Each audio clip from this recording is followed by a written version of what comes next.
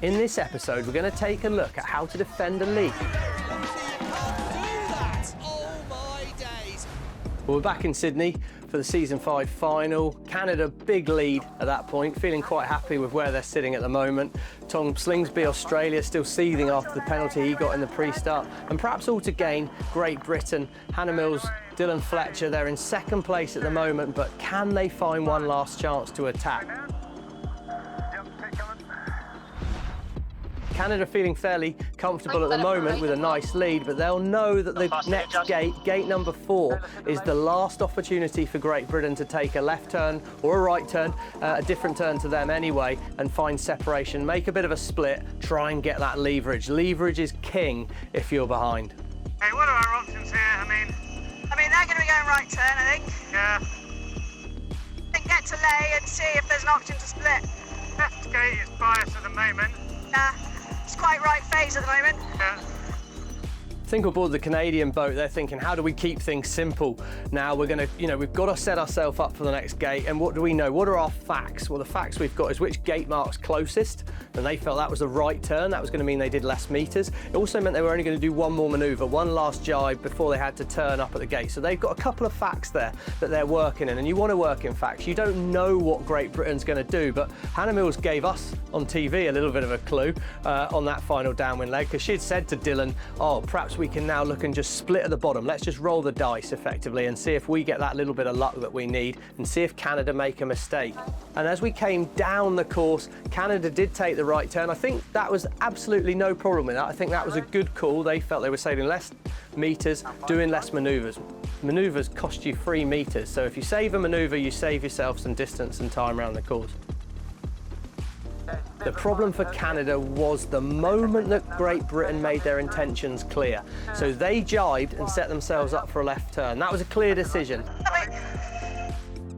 minute left. Anytime. Watch out. Now at that moment, for Annie on the back of the Canadian boat, for Giles, alarm bells needed to be going off, because this is the point where suddenly Great Britain are going to be able to get some separation. Left shift coming, left shift, Giles. Take it up now. Which side of the island are the Brits going? Left shift, Giles. Don't know yet. Looks like they're going to go around the right-hand side. So let's just pause the action here. As we can see, left-hand side of screen, the Canadian boats made the right turn, heading off back upwind, and the British boats decided they're going to make that left turn. In sailing, we call this splitting. They could have followed straight behind. If you see if they'd have just carried straight on, they'd be able to follow that Canadian boat, but they've decided to turn, take a left turn, and make their attack on the Canadian boat. So big decision here by the British. Keep coming if you want. Fine. We lay this, we lay this. I think we go all the way here, Dale. Great. These high speeds in the F50s, you've got to be thinking instinctively, really fast reactions to minimize the distance. We can see how much the distance between the two boats has grown just in those couple of seconds. And all of a sudden, the Canadian boat is almost looking at the British boat and thinking, okay, we've still got a 200-meter lead here. We're still pretty comfortable, but we're separated in a cross-course distance by around 300 or 400 meters. So a small shift in the wind, a small increase in the wind, and the British boat could suddenly be sailing a lot faster and at a more efficient angle up the course. So leverage, if you want to be in the lead, limit the leverage. When I'm talking about leverage, what I mean is how far the two boats are apart across the course. So that would be the bottom left-hand corner of our screen towards the top right-hand corner of our screen here. That's the cross course, across our ladder lines there. Now, if you're quite close to each other, directly upwind or directly downwind of the boats on those ladder lines, you've not got a lot of leverage. But right here, we can see, yes, the British boats further down the ladder lines, but they're also a lot further across the ladder lines, much further towards the right-hand side of those ladder lines. That's a lot of leverage right now. For Canada, they know that leverage and separation is what can hurt them here. So if they can stay within 100 metres of the British boat and the wind shifts 5-10 degrees, then yeah, they might lose, but they're only going to lose 10-20 metres. If they get 400-500 metres, 600 metres separated on the other side of the course, a little 10-degree wind shift suddenly is 100-120 metres of loss, and the whole race is transformed. So for me, the moment Great Britain jibed, Canada needed to tack at that very instant to start following the British boat out towards that right-hand side of Shark Island, which had been favoured all day. They didn't. They let the separation open up, and separation, if you're in the lead, is the last thing you want.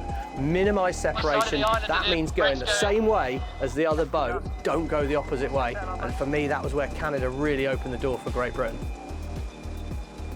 We're just going to roll it forward a little bit further here, and this is the moment we see the British boat actually managed to sail in a little bit more wind and at a better angle. So really, you know, the holy grail there, if you can sail less distance and a bit faster, that's a really big gain. And it was the moment that Hannah Mills and Dylan Fletcher realised that that gamble at the last gate had paid off. They'd been able to get the advantage.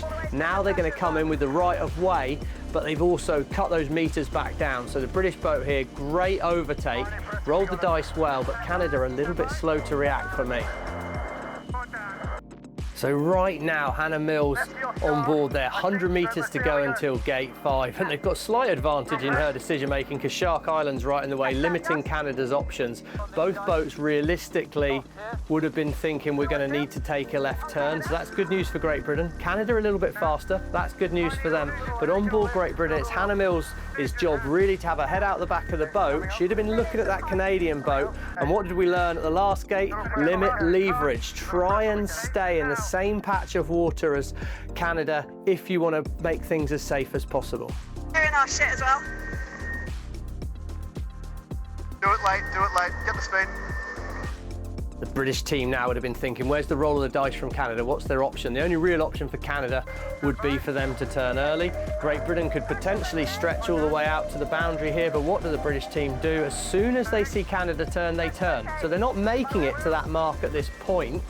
They've decided, let's just stay in the same patch of water, limit the leverage that Canada have. It doesn't matter if we win by 1 centimetre, 2 centimetres, over 100 metres, 200 metres, it makes no difference. You've just got to cross the line first. Now, maybe they get a little bit lucky here, wind shifts and turns them down toward the gate, but the British team would have been happy to do the same number of manoeuvres to stay in the same patch of water as Canada to bring it home. Well, they got a little bit of luck from Mother Nature, got them down to that final turning mark, but lessons learned there, limit the leverage when you've got that chance out in the lead. Easier said than done, sat here in a chair, but a great race and a good example of how you can hold on to your lead or lose your lead by making some very simple errors.